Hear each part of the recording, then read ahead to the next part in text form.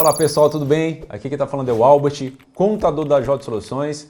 Mais uma vez eu estou aqui para trazer um vídeo para vocês, desta vez para falar sobre todas as alterações que teve recentemente da MP 927, referente às alterações trabalhistas em relação ao Covid-19, em relação à pandemia que está acontecendo do coronavírus. Então muitos clientes aí estão preocupados com esse processo que está acontecendo. Mas antes, não esqueça de inscrever o canal, marcar o sininho e receber sempre em primeira mão todos os nossos vídeos.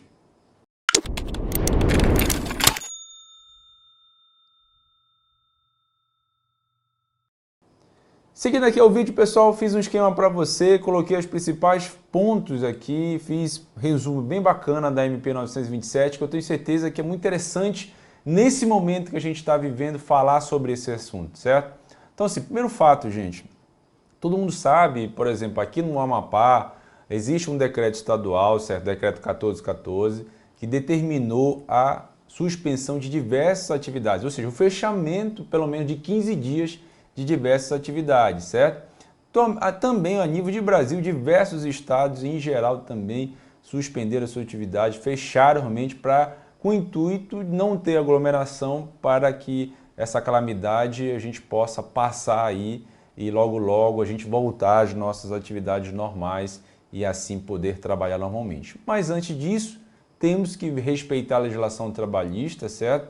Aquilo que está previsto na Constituição Federal, está previsto na CLT e o governo o tempo todo está lançando medidas para que isso possa minimizar esses impactos econômicos, impactos trabalhistas, porque também essa pandemia traz impactos econômicos muito importantes no nosso negócio em geral, certo? Então nós do escritório estamos todo dia de olho nos jornais, de olho nas informações, as informações estão passando em tempo muito rápido, certo?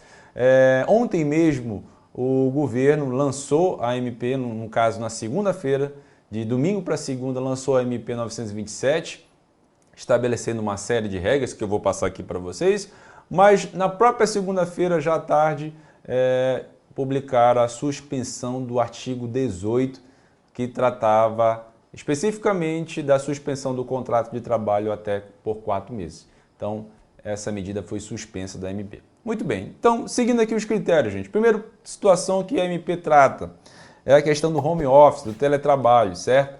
Então, por exemplo, aqui no escritório, na maioria das nossas atividades, hoje, atividade contábil, é possível que a minha equipe trabalhe nas suas casas, né? Desde que a gente dê a estrutura necessária para eles trabalhar, enfim, a gente montou um computador, um notebook com um sistema para eles trabalharem em sua casa e desenvolver suas tarefas normalmente como se estivesse aqui dentro do escritório, certo? Não confundir o teletrabalho com trabalho externo, certo? Por exemplo, motorista é um trabalho externo, integrador, ou a pessoa que faz a entrega da carga é um trabalho externo. Teletrabalho não, a pessoa está na sua residência por força maior, pelo fato agora de estar passando por esse processo de pandemia, então está executando suas tarefas de casa, certo? Consequentemente, consegue desenvolver normalmente sua tarefa. Aí como é que funciona isso? Logicamente, o empregado precisa ser avisado, certo? A alteração de presencial para teletrabalho. A MP agora está prevendo isso. E no mínimo 48 horas de antecedência você precisa avisar o funcionário, tanto fisicamente ou por meio eletrônico, visto que agora a pandemia, a gente precisa evitar esse contato físico, né, o máximo possível para que a gente não espalhe o vírus, certo? Sobre a questão, como eu disse, da responsabilidade do fornecimento da empresa, manter o fornecimento do material adequado para desenvolvimento das nossas atividades, certo? Então, quando for necessário esse procedimento de teletrabalho e home office, a gente vai trabalhar aqui do escritório desta forma, assim como diversas empresas se trabalham com home office. Lógico, tem atividades econômicas que não é possível você trabalhar através de home office, né? Vou dar um exemplo simples, um varejo necessita muitas das vezes que o cliente vá até a sua loja para você comprar, a não ser que você trabalhe com e-commerce, né? Que é o comércio eletrônico de equipamentos, no qual você compra pela internet um produto e é enviado para a sua residência, certo? Mas o varejo em geral, o dia a dia, você não tem como fazer isso, né? Então, muito importante esse tipo de situação. Os próprios decretos, tanto do município quanto do estado, ele prevê o que é possível ou não você fazer, né? Na sua empresa. Quais são os segmentos, por exemplo, do estado do Amapá que é possível você trabalhar, por exemplo, segmentos de alimentação, supermercado, distribuidores, certo?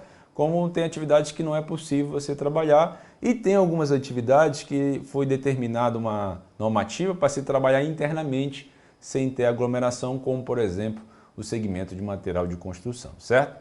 Então fique atento a essas informações. Outro ponto que a MP 927 trouxe foi sobre as férias individuais, certo?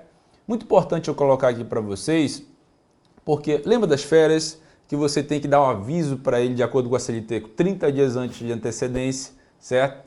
E o pagamento das férias é um pagamento antecipado do salário mais um terço, lembra disso? Com a MP, ela modificou, fez uma alteração importante aqui, certo? Você pode dar férias individuais para o seu funcionário. Então, digamos que você tem lá 10 funcionários e você vai precisar naquele momento de suspensão, ali, naquele momento que está acontecendo aquela calamidade de 2 e o restante você vai dar férias individuais para cada um. Você pode fazer isso? Sim, a MP prevê isso, mesmo que ele não tenha período de gozo de férias, certo? Então, por exemplo, esse funcionário tem 6 meses de trabalho. É possível dar férias para ele? Sim, é possível, certo? Então, alguns critérios seria muito importante você observar assim. Primeiro ponto, você tem que avisar o funcionário por escrito ou por e-mail, certo? Por meio eletrônico, até 48 horas antes, anteriormente era 30 dias antes, certo? Então, até 48 horas você tem que comunicar. Tem que ter no mínimo 5 dias corridos de férias, certo? Então, você pode dar aí 10, 15, até 30 dias de férias para o seu funcionário, certo? Os trabalhadores que estão no grupo de risco do coronavírus terão prioridade no gozo de férias, outra questão muito importante. E outro ponto importantíssimo que eu acho que talvez seja fundamental no entendimento de todos vocês é referente ao adicional de um terço de férias, certo?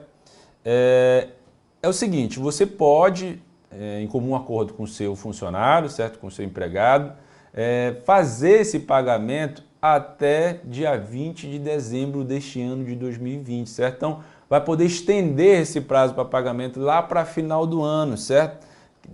No período que você for pagar o 10º, você poderá também pagar o adicional de férias um terço, certo? Então, muita atenção nisso. Então, nessa MP, o governo trouxe essa previsão de você negociar futuramente essa parcela adicional de um terço.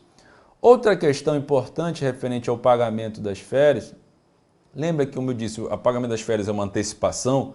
Agora, você precisa, além de avisar com 2 dias de antecedência, normalmente, você pode pagar até o 5º dia útil do mês seguinte ao gozo.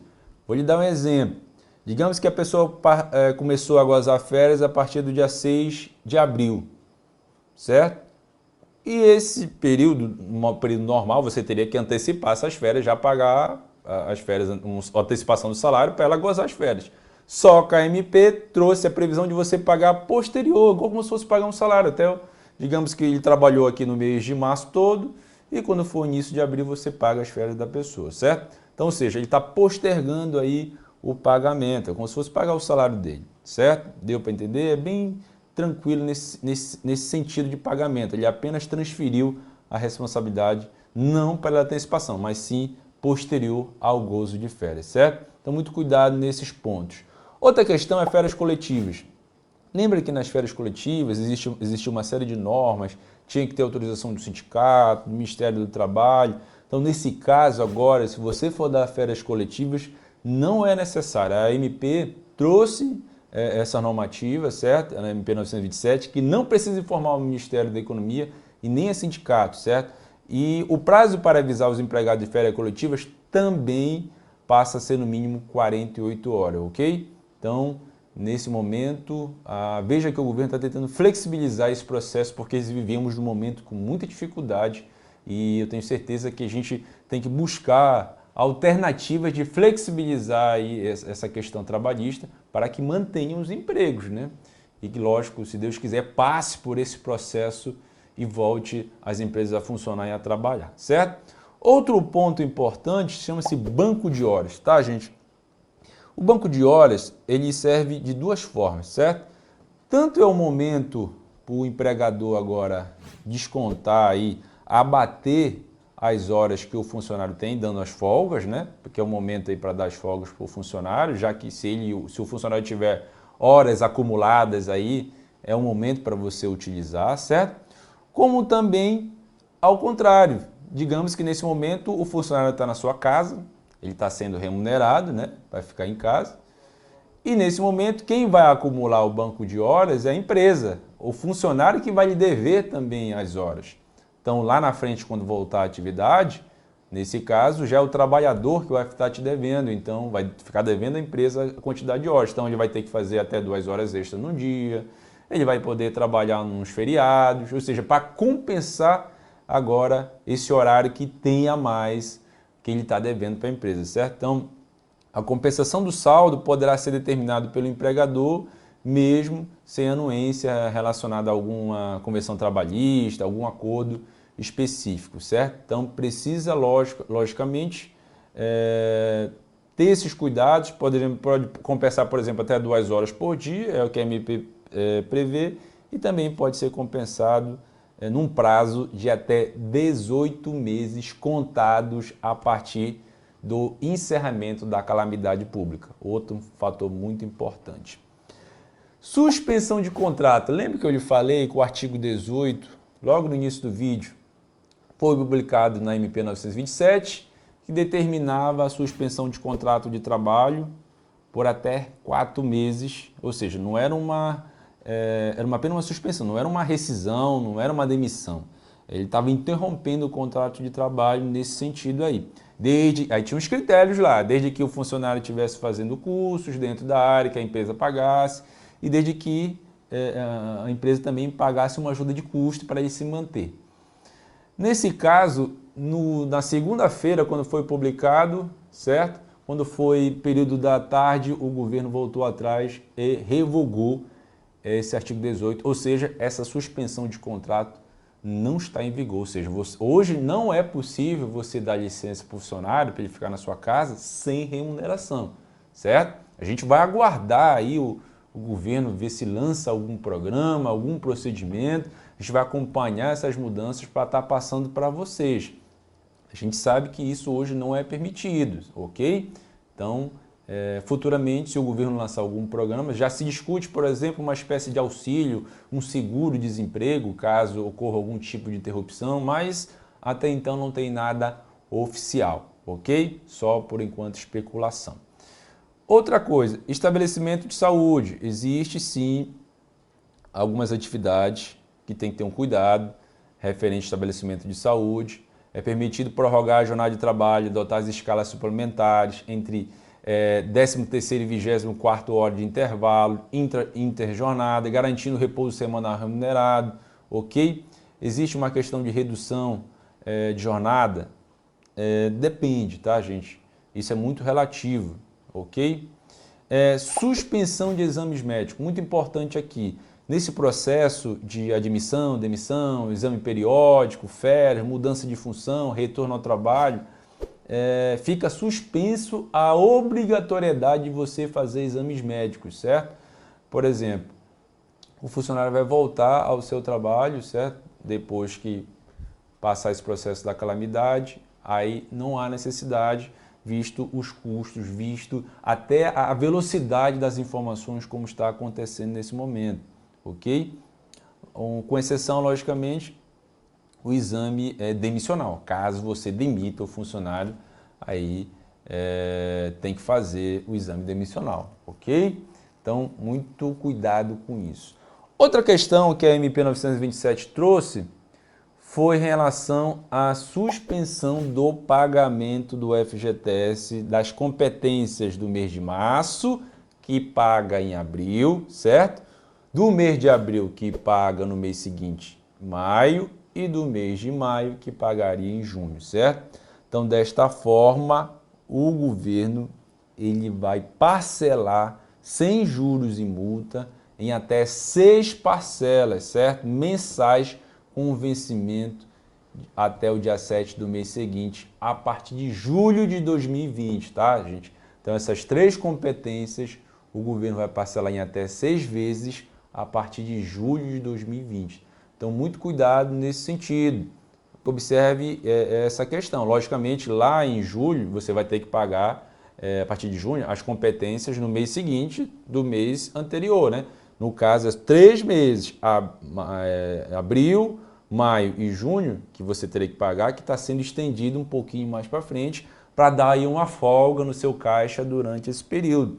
Então, foi mais uma situação que a MP trouxe, que é importante a gente relatar aqui para vocês. Então, gente, neste vídeo eu tentei passar uns pequenos comentários de como está acontecendo as mudanças trabalhistas e a MP 927 trouxe algumas informações relevantes, mas a gente vai estar aqui acompanhando todas as novidades, passando nesses vídeos, mais vídeos para você. Aproveito que esse momento muita gente está em suas casas, estudando, eu vou estar gravando mais vídeos, postando, mas se inscreva no canal, marque o sininho, mande perguntas e sugestões que sempre a gente vai estar trazendo novidades e postando para você. Tá certo, pessoal? Um abraço e a gente se vê.